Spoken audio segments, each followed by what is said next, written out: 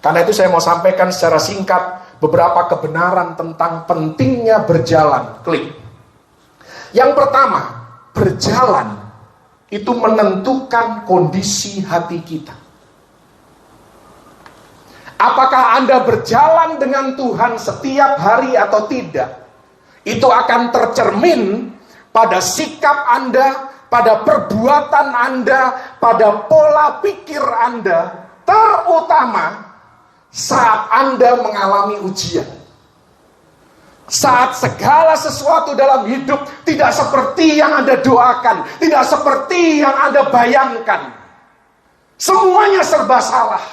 Disitulah Anda diuji, apakah selama ini Anda hanya terbang dan berlari bersama dengan Tuhan, atau Anda punya hubungan yang konsisten dengan Tuhan. Kalau mulutnya kasar, perbuatannya keji, suka menghakimi, suka menilai dan membanding-bandingkan dengan orang lain, saya tidak berkata bahwa Anda masuk neraka, bukan. Tapi mungkin Anda kurang berjalan dengan Tuhan. Karena orang yang berjalan dengan Tuhan, sekalipun dia tidak sempurna, tetapi hidupnya diubahkan dari kemuliaan kepada kemuliaan yang semakin besar. Ada perubahan hidup, perubahan sikap, ada perubahan tutur katanya, ada perubahan sopan santunnya. Sama seperti kalau Anda pergi check up kesehatan ke dokter. Dokter akan tahu apakah selama ini Anda berolahraga, apakah pola makan Anda sehat, apakah Anda punya pola hidup yang teratur dan tertib. Itu akan muncul di hasil cek darah Anda. Demikian juga kita dengan Tuhan. Dalam kerohanian kita. Kalau 10 tahun yang lalu kita kasar, hari ini kita lebih kasar lagi. Saya mau bilang, ayo mendekat kepada Tuhan lebih lagi. Karena hanya Dia yang bisa mengubahkan Anda. Anda tidak bisa berharap istri Anda mengubahkan Anda. Anda tidak bisa berharap suami Anda mengubahkan Anda. Anda yang harus berubah. Dan bagaimana kita bisa merubah diri kita sendiri? Hanya Tuhan yang bisa lakukan. Haleluya. Tutur kata kita, sikap kita, perbuatan kita semua dipengaruhi oleh yang namanya rutinitas yang membosankan seringkali. Itu yang tadi saya katakan di awal kan, kita berjalan, itu rutinitas. Bahkan terkadang terasa hanya formalitas, ke gereja ini hanya formalitas, melayani hanya formalitas karena aku dijadwalkan. Tetapi Tuhan menghendaki lebih daripada itu. Tuhan menghendaki karena Anda melayani, Anda mengalami perubahan hidup. Karena Anda rajin ke gereja, Anda mengalami perubahan sikap dan tutur kata Anda. Bukan hanya pada hari Minggu Anda terlihat seperti malaikat, tetapi Senin sampai Sabtu Anda menjalani kehidupan yang konsisten. Di rumah, di tempat kerja, di gereja. Tidak ada Benny yang di kantor. Benny itu nama saya bagi yang belum kenal. Benny di kantor, Benny di rumah, Benny di gereja. Tidak ada. Semuanya harus sama. Haleluya. Itulah yang namanya integritas. Apakah kita berjalan dan bercakap-cakap dengan Tuhan setiap hari? Apakah Yesus dan firman-Nya adalah bagian yang vital dalam hidup kita? Semuanya akan nampak ketika kita sedang diuji oleh kehidupan ini. Itu yang pertama. Berjalan menentukan kondisi hati kita. Yang kedua, klik. Musuh tidak suka ketika kita berjalan dengan Tuhan. Iblis tidak akan gemetar ketika Anda datang ke gereja. Oh, sesekali melayani Tuhan, iblis tidak gemetar dengan hal itu.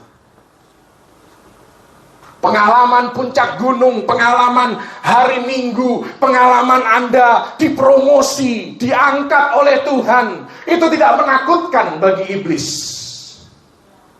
Tetapi musuh gentar ketika Anda terus melangkah maju, terus bertumbuh, terus naik dan tidak turun. Dalam keadaan apapun, Anda tetap tekun, Anda bertahan dalam berbagai situasi dan kondisi.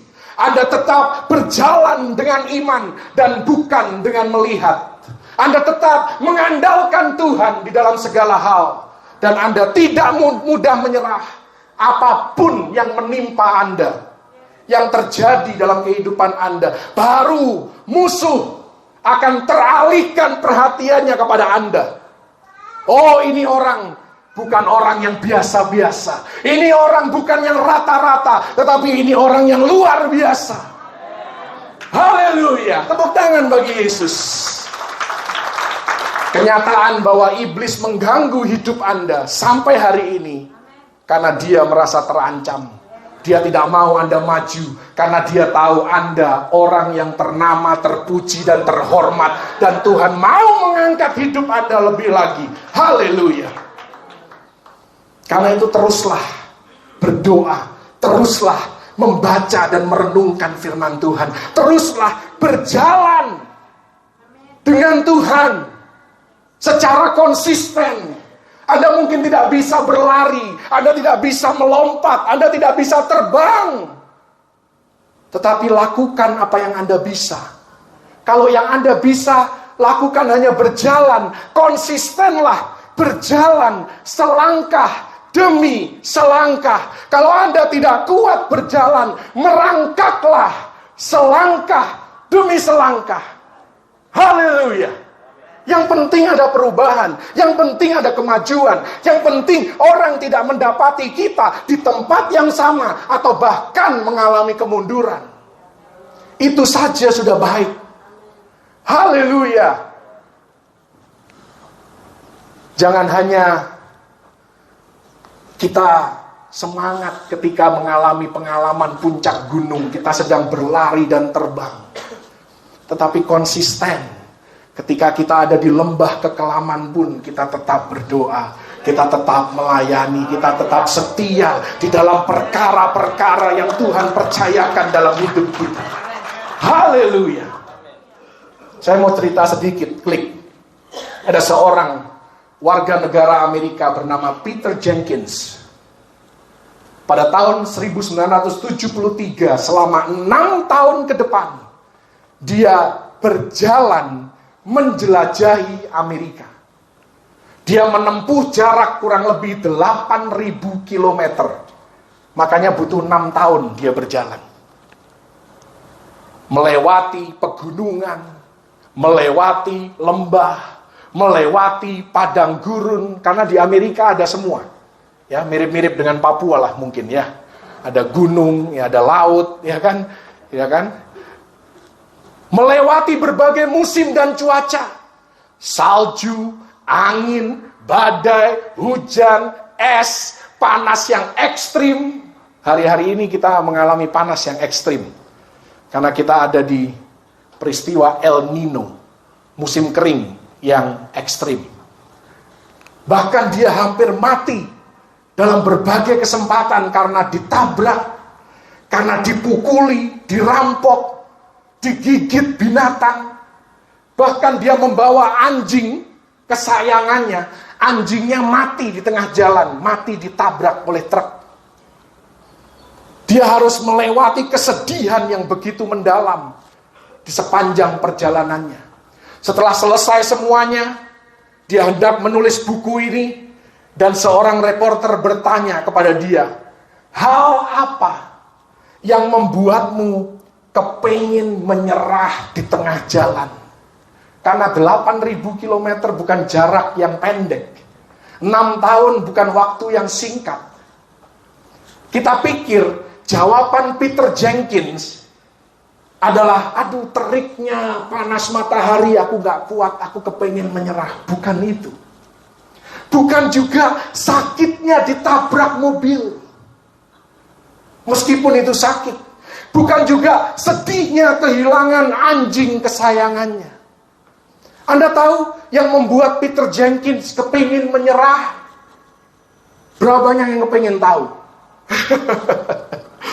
Anda gak kepingin tahu pun saya kasih tahu. Klik. Yang membuat Peter Jenkins kepingin menyerah adalah pasir di dalam sepatunya, yang sulit sekali dia bersihkan. Sudah dia bersihkan, dia sudah ketok-ketok sepatunya, tetap aja ada yang tinggal. Pasir yang mengganggu perjalanannya, pasir yang membuat kakinya iritasi, pasir yang membuat dia kepingin menyerah di dalam petualangannya. Ini membawa kita kepada kebenaran yang ketiga tentang berjalan dengan Tuhan. Klik. Hal-hal kecil lah yang seringkali menghambat kita berjalan dengan Tuhan. Bukan hal yang besar. Firman Tuhan katakan dalam Kidung Agung 2 ayat 15, rubah-rubah yang kecil yang merusak kebun-kebun anggur. Bukan beruang, bukan singa, bukan serigala, tetapi rubah-rubah kecil. Seringkali dalam hidup kita yang membuat kita undur dari Tuhan bukanlah hal-hal yang besar, bukan penyakit, bukan kematian, bukan juga kehilangan. Karena ketiga hal ini hanya contoh saja. Ini justru akan mendekatkan kita kepada Tuhan. Kalau kita punya penyakit yang kronis apalagi, itulah seringkali kita sadar bahwa kita perlu Tuhan. Oh, selama ini aku kurang dekat dengan Tuhan. Selama ini aku kurang punya waktu bersama dengan Tuhan. Justru hal-hal yang besar seringkali mendorong kita, menarik kita untuk semakin dekat dengan Tuhan. Tetapi hal-hal yang kecil lah, pasir-pasir di dalam sepatu kitalah yang seringkali menghambat kemajuan rohani kita, kedekatan kita dengan Tuhan. Hal-hal yang tidak nampak kasat mata. Sakit hati, tersinggung. Itulah hal yang menghambat kemajuan rohani kita. Kedewasaan kita, kita kecewa dengan gembala, kecewa dengan hamba Tuhan, kecewa dengan jemaat, kecewa dengan orang tua, kecewa dengan anak, dan seterusnya. Tidak kelihatan karena kita itu cenderung sangat pandai menyembunyikan pasir di dalam sepatu kita. Kalau penyakit kelihatan depan mata, Anda sakit, Anda kurang sehat, orang berbondong-bondong mendoakan Anda. Tapi kalau sakit hati,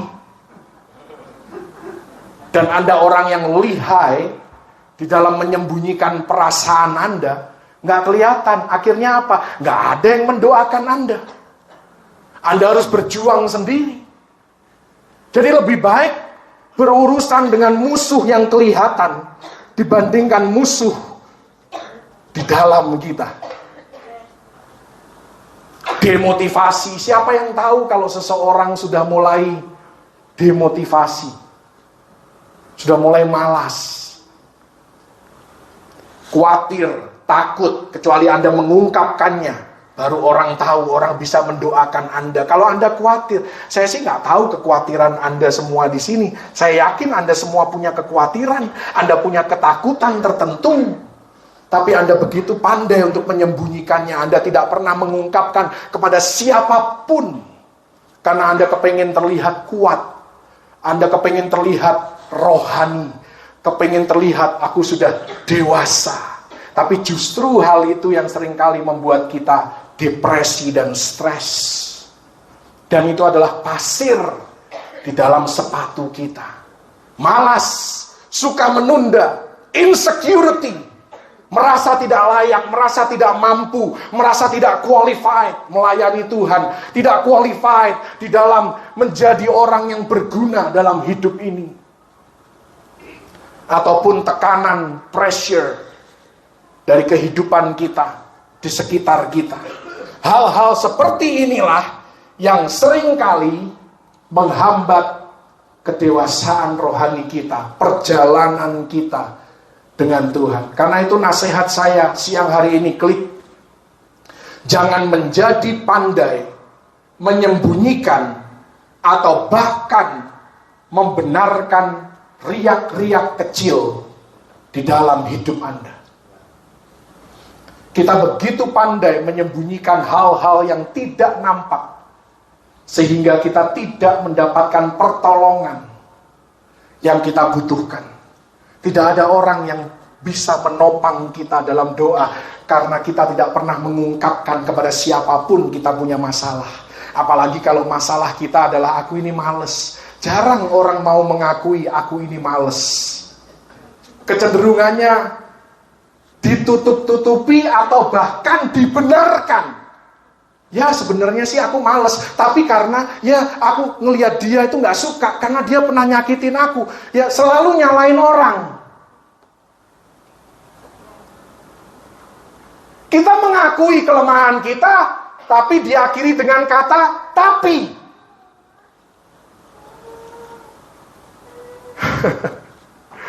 Aku memang tersinggung, tapi dia tuh yang gak bener. Loh dia. Yang tersinggung siapa? Mungkin yang dia lakukan memang gak bener, tapi kan Anda tidak bisa mengontrol orang lain. Yang bisa Anda kontrol 100% adalah diri Anda sendiri. Jadi kalau Anda sakit hati, Anda tersinggung, itu tidak ada salahnya siapa-siapa. Itu salah Anda sendiri. Haleluya.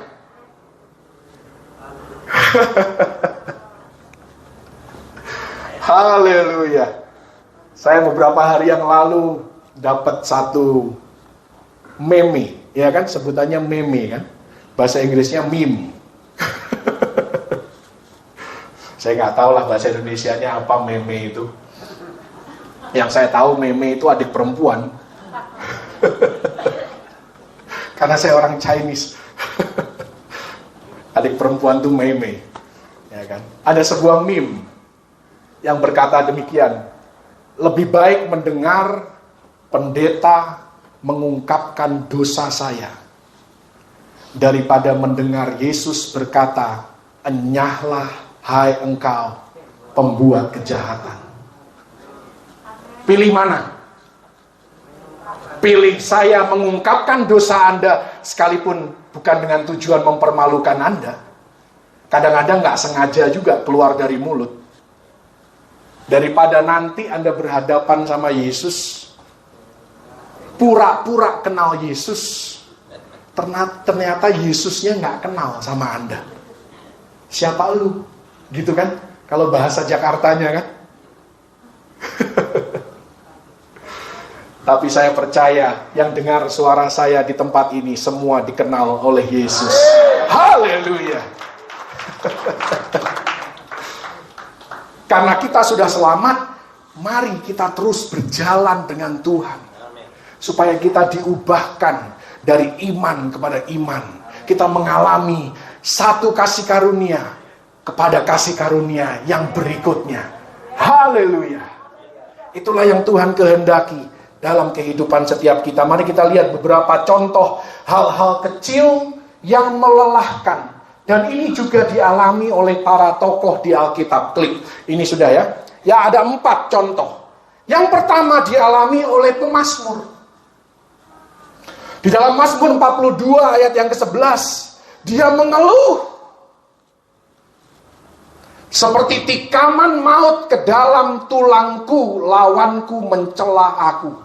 Sambil berkata kepadaku sepanjang hari, di mana Allahmu? Kemudian ayat ini diikuti dengan, mengapa engkau tertekan hai jiwaku? Mengapa engkau gelisah hatiku? Pemazmur mengalami hal-hal kecil yang melelahkan dia.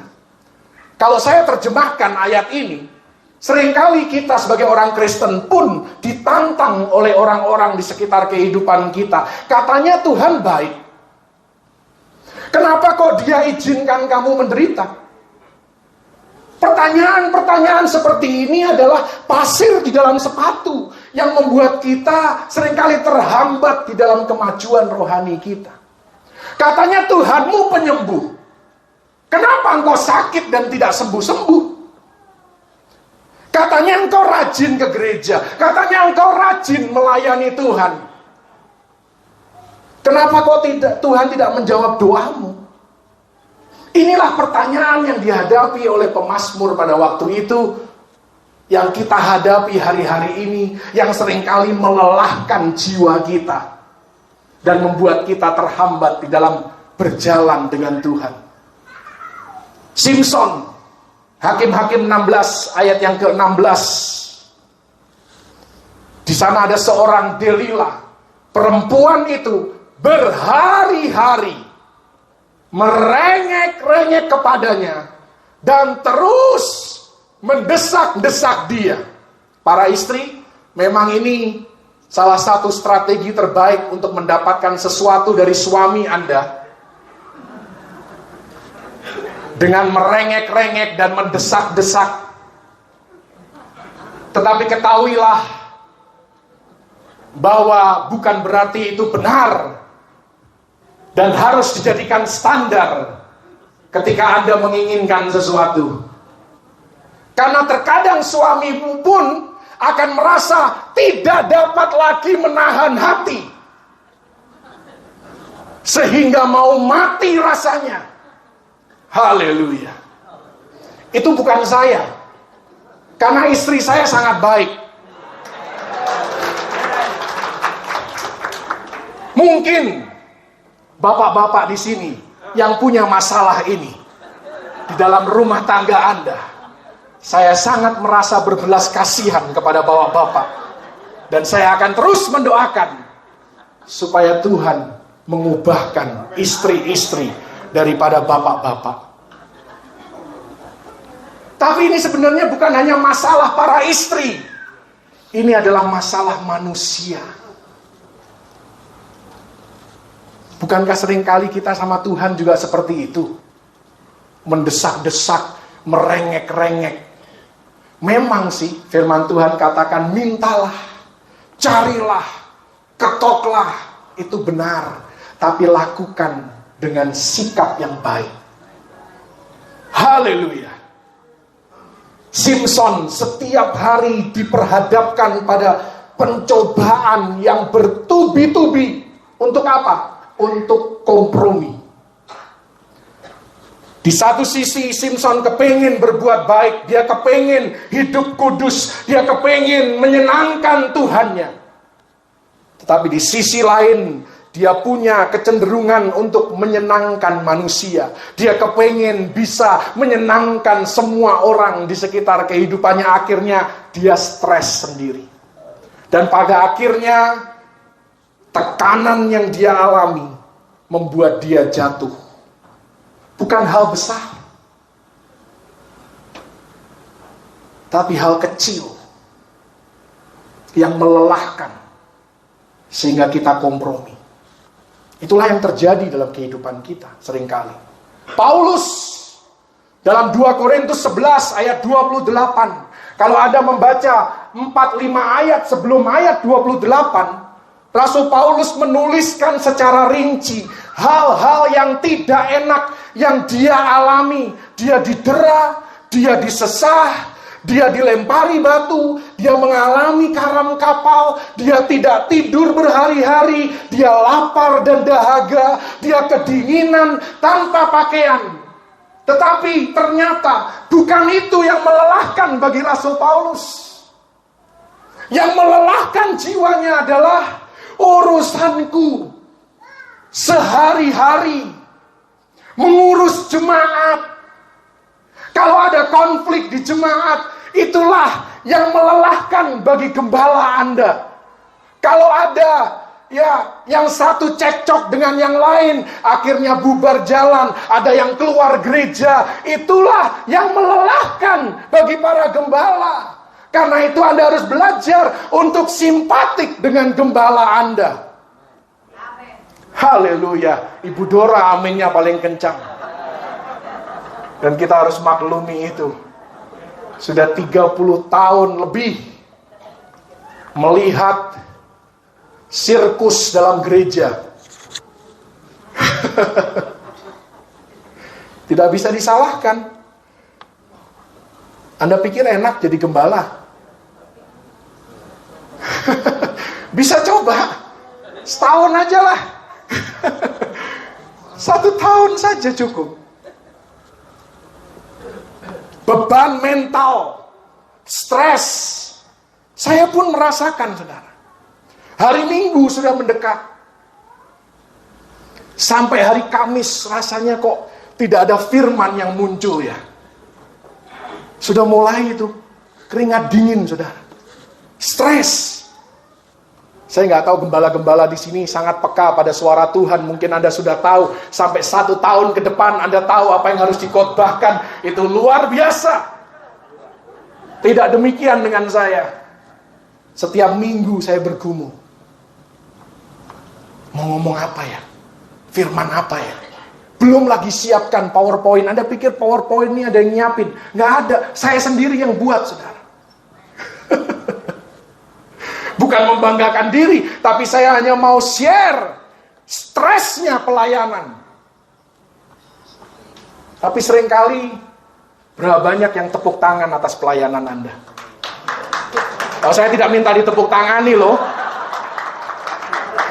Saya cuma memberikan ilustrasi secara umum. Berapa banyak yang menghargai dari setiap minggu ke minggu. Saya hanya bicara minggu. Kalau Anda dari ibadah tengah minggu, Anda harus mempersiapkan ekstra. Bertahun-tahun lakukan itu. Berapa banyak yang jemaat yang memuji Anda, menyemangati Anda. Ya sesekali. Iya, kalau khotbahnya pas. Itu pun pas yang positif. Kalau pasnya negatif, dipelototin Anda. Disalamin aja Anda bersyukur, oh masih mau salaman gitu kan. Hatinya masih baik. Yang repot kalau jemaatnya sudah melengos. Itu beban mental. Tadi aku ngomong apa ya? Karena kadang-kadang di depan Anda harus merasakan lah. Di depan ini kadang-kadang yang keluar dari mulut itu tidak sesuai dengan keinginan hati Anda. Yang sering khotbah pasti mengerti apa yang saya maksudkan. Haleluya. Jadi yang membebani Paulus itu bukan hal-hal yang besar. Hal-hal yang besar bagi dia itu gak ada artinya dibandingkan urusan jemaat sehari-hari. Duri dalam daging, ya kan? Dan itu bukan dari Tuhan loh. Duri dalam dagingnya Paulus itu utusan iblis. Jadi jangan salah menginterpretasikan. Haleluya. Hal-hal yang berkaitan dengan penggembalaanlah yang membebani hidup Rasul Paulus. Kalau Rasul Paulus yang sudah begitu hebat, Anda dan saya nggak sebanding lah dibandingkan Paulus. Kalau Anda dan saya merasa terbeban berat, saya memaklumi dan saya berbelas kasihan kepada Anda. Haleluya. Musa, Keluaran 18 ayat 18. Ini mertuanya yang berkata, engkau akan menjadi sangat lelah, sebab pekerjaan ini terlalu berat bagimu. Takkan sanggup engkau melakukannya seorang diri saja. Ini contoh pemimpin yang one man show. Anda gak akan bisa melakukan semuanya. Anda perlu teamwork. Anda perlu kerjasama tim untuk bisa diperbesar kapasitas Anda oleh Tuhan di dalam pelayanan, dalam pekerjaan apapun. Anda membutuhkan satu sama lain. Dan untuk bisa membutuhkan satu sama lain, untuk bisa berkolaborasi dengan baik, Anda juga tidak boleh meremehkan semua orang di sekitar kehidupan Anda. Itulah yang terjadi kepada bangsa Israel. Kenapa mereka akhirnya tidak bisa masuk ke tanah perjanjian? Karena 10 dari 12 pengintai yang dikirim oleh Musa, semuanya berkata apa? Mereka itu raksasa. Kita ini apa? Belalang. Kalau Anda merasa semua orang di sekitar kehidupan Anda belalang, Anda tidak akan masuk ke tanah perjanjian Anda. Anda tidak akan bisa mengalami penggenapan janji Tuhan karena Anda merasa bahwa penggenapan janji Tuhan itu raksasa, sedangkan kita, aku dan orang-orang di sekitar kehidupanku ini hanya belalang. Mana bisa? Anda harus melihat orang-orang di sekitar kehidupan Anda sebagai raksasa-raksasa yang Tuhan tempatkan untuk menolong Anda mengalami penggenapan janji Tuhan dalam hidup Anda. Tentu kita harus selektif dalam pergaulan kita. Kita harus memilih orang-orang yang cakap, orang-orang yang kita izinkan untuk memberikan suara kepada kita. Benar. Tapi bukan berarti kita meremehkan semua orang, menghakimi semua orang. Anda tidak akan pernah bisa sampai. Karena kapasitas kita sangat terbatas. Klik, saya sudah kelamaan ini. Hal kecil yang diabaikan dapat menuntun pada bencana. Orang yang jatuh dalam dosa itu tidak langsung jatuh biasanya.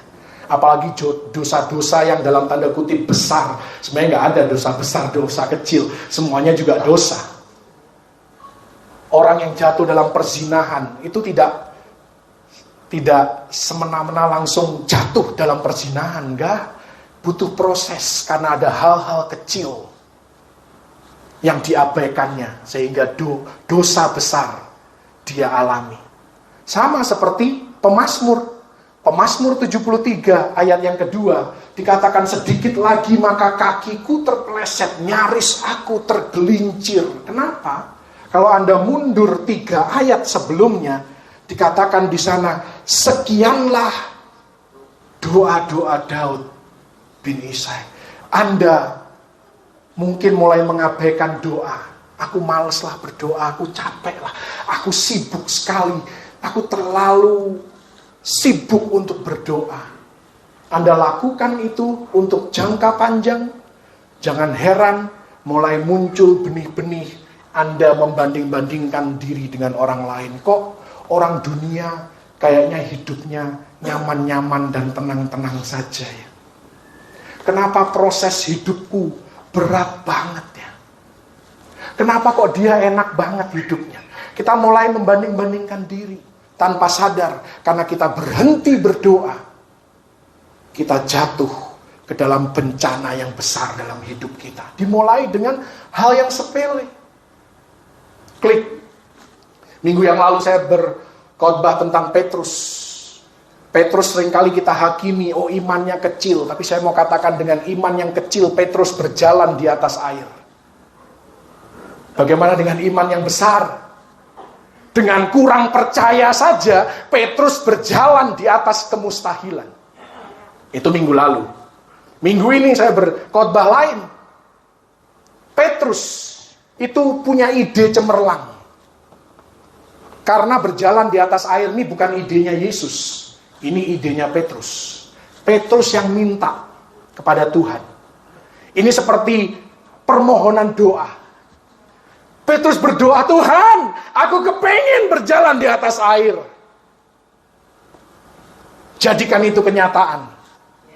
Dan selama dia memohon, fokusnya kepada Yesus. Matanya tertuju kepada Yesus. Tapi apa yang terjadi ketika dia sudah dijawab doanya? Dia sudah mulai berjalan di atas air. Matanya tidak lagi pada Yesus. Matanya sudah mulai kepada hal-hal di sekitar kehidupannya. Uang, karir, jabatan, reputasi, harga diri. Disitulah dia tenggelam. Berapa banyak kita waktu minta doa sama Tuhan yang luar biasa, Tuhan, aku perlu penggenapan janji-Mu dalam hidupku. Dan kita setia, kita rajin. Aku kepengen bisnis yang sukses. Aku kepengen jadi terkenal. Dan Tuhan jadikan Anda terkenal. Tuhan berikan bisnis yang sukses. Lupa kita. Matanya udah gak ke Yesus lagi. Ngapain pelayanan? Aduh, bosenlah doa-doa itu. Bosenlah, ke puncak terus. Doa terus, puasa terus. Doa semalaman terus. Kapan istirahatnya? Lupa. Waktu Anda mohon kepada Yesus, betapa tajamnya fokus Anda kepada Dia. Lagi susah, ibadah doa pagi, siang, sore, malam, subuh Anda datang. Begitu sudah keluar dari masalah,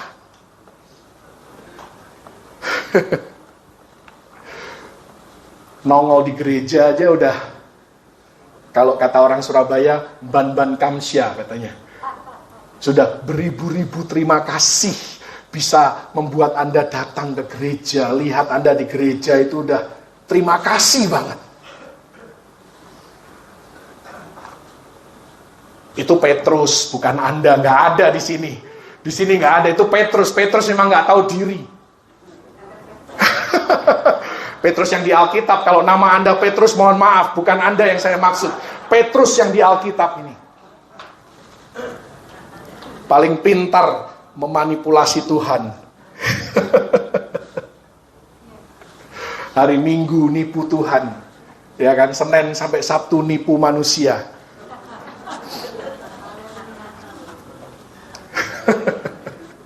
Ada loh orang Kristen yang labelnya itu. Banyak ya, banyak rupanya. Ya, Minggu nipu Tuhan, pura-pura bertobat, pura-pura berubah. Senin sampai Sabtu nipu orang.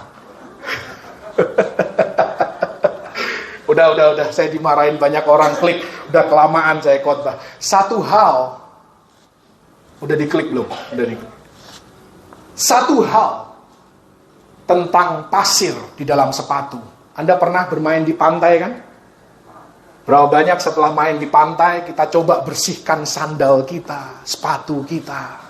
Kita siram pakai air, kita bersihkan, kita ketok-ketok sandal kita. Nggak bersih-bersih. Selalu ada yang nempel, yang tinggal. Kenapa? Karena kebenaran yang keempat, tentang berjalan bersama dengan Tuhan. Anda dan saya tidak diciptakan untuk membersihkan kaki kita sendiri. Anda tidak bisa membersihkan diri Anda sendiri. Karena itu Yesus berkata dalam Matius 11 ayat 28, marilah kepadaku, aku yang bisa memberikan kepadamu kelegaan dari pasir-pasir yang mengganggu perjalanan. Ungkapkan semua perasaanmu kepadaku.